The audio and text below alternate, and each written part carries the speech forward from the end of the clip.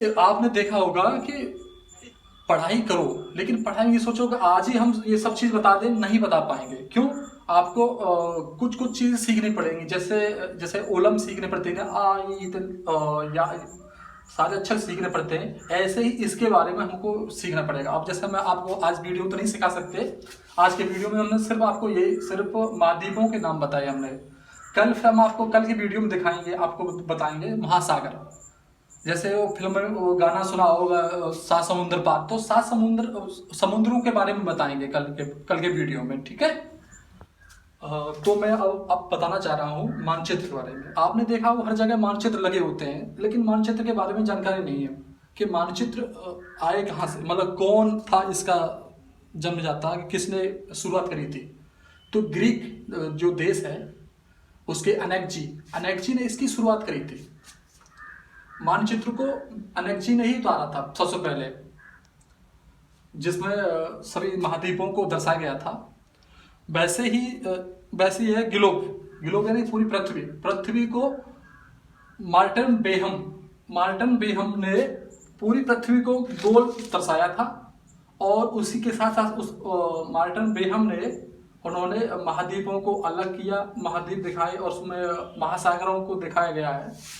तो ये वैसे ही इसको मानचित्र ये संसार का है। तो मैं सबसे पहले आपको बताना चाहूँगा कि ये मेरा घर है, यानी कि हिंदुस्तान है जब हमारा ये। तो जितने भी पड़ोसी देश हैं तो हम क्या मानते हैं, ये हमारे पड़ोसी घर हैं। आप तभी इनको चीज़ों को सीख पाओगे जब अपने पड़ोसी मानोगे।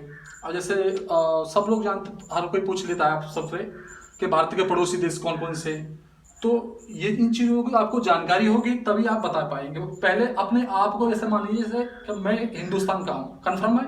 तो ऐसे इसके पड़ोसी ये यानी कि ये हमारे पड़ोसी देश हैं। और जैसे श्रीलंका है, और पाकिस्तान है, अफगानिस्तान है, चीन है, नेपाल है, भूटान है, म्यांमार है।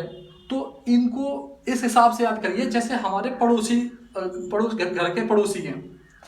और ये जैसे अब ये हो गए अमेरिका हुआ या ब्राजील हुआ, ये अफ्रीका हुआ है। तो इनको कैसे याद करना है, इनको ऐसे मान लीजिए दूसरे गांव के, जब भी इन पे हम ये पहुंचेंगे। तो पहले मैं आपको बताना चाहूँगा कि हमारे इस संसार में हम लोगों को बांट रखा कितने भागों में, 7 महाद्वीपों में बांट रखा है। तो भारत आता है एशिया महाद्वीप में। और एशिया महाद्वीप का सबसे बड़ा देश है कौन सा? चीन, ना कि रूस। कुछ लोग बता देते हैं कि रूस बड़ा है, लेकिन रूस हमारे में नहीं आता है, क्योंकि इसकी जो राजधानी है मैस्को आती है किसमें आती है? यूरोप में। तो यूरोप का सबसे बड़ा देश है रूस, ना कि एशिया का। तो एशिया का सबसे कौन सा देश बड़ा है? चीन। तो एशिया महाद्वीप, उसके बाद अफ्रीका महाद्वीप, और अफ्रीका महाद्वीप के बाद क्या है? और इधर चले जाइए उत्तरी अमेरिका के बाद चले आइए दक्षिणी अमेरिका, और दक्षिणी अमेरिका के बाद चले आइए यूरोप में चले जाइए, फिर ऑस्ट्रेलिया आ जाइए। इस हिसाब से हमको बांट रखा है।